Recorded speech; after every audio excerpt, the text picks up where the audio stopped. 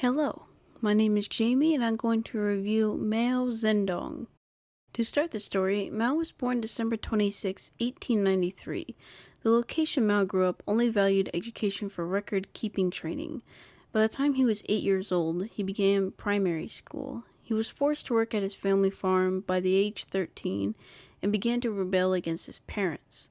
With the ambition to continue learning, he left home and continued to study and obtain higher education. Not only that, but he became a soldier for 6 months.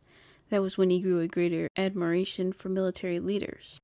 Mao started his revolution by making protests against the Human Providence governor, Zhang the Venomous, who got his name from cruelty and corruption.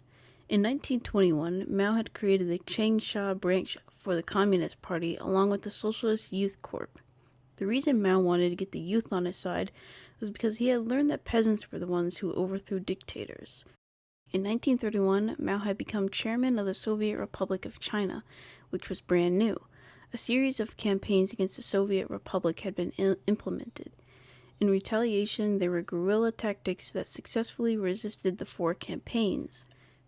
For the last one, thousands of peasants starved to death as the troops had built a fortification around the communist positions. This time was known as the Long March, which began as a military retreat from the Red Army of the Communist Party. It was a series of retreats for a failure to stop the nationalists. Eventually, though, they were able to defeat the nationalists. During Mao's midlife, he was still in the Communist Party. Mao had gone back to his home village many times and seen how peasants overthrew higher powers. This solidified his idea to win the nation was through peasants.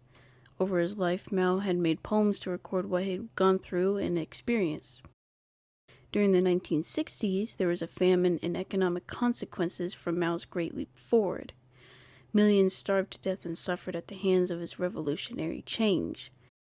During the Cultural Revolution, those who opposed the radicals were publicly humiliated, detained, given harsh punishments such as torture and death. Fight selfishness, criticize revolutionism was the slogan at the time. On September 9, 1976, Mao died of a heart attack. Millions had suffered through a cultural revolution and class struggles. Countless people were tortured, imprisoned, executed, all for a party that still has power over China to this day. Mao had been considered a legend by many. He had led victory to a civil war on the countryside from nationalists and had restored China's independence. To many, these things outweighed the cruel and injustice which came from his Cultural Revolution. It shouldn't be ignored, however, that his Great Leap Forward and Cultural Revolution had disastrous consequences and were coordinated terribly. China has become a nation that has thrived and produced a lot for the rest of the world, but they had to go through a lot of struggle to get there. Many people died that era, and a lot of them are not ever mentioned in history, just a number. There are millions of untold stories at that time. Some stories were written in notebooks, some told orally to their children. For an example, one story from an anonymous person who recalled a villager had stolen some grain, cooked it, but before she could eat it, an official had caught her and confiscated the pot. In fear of consequences, she hung herself. There are tons of stories just like that one. Those who starved from famine, beaten or tortured, or family members who died. China still has its problems with power. There are still injustices that happen, but with technology these days, it's hard for it to go unnoticed.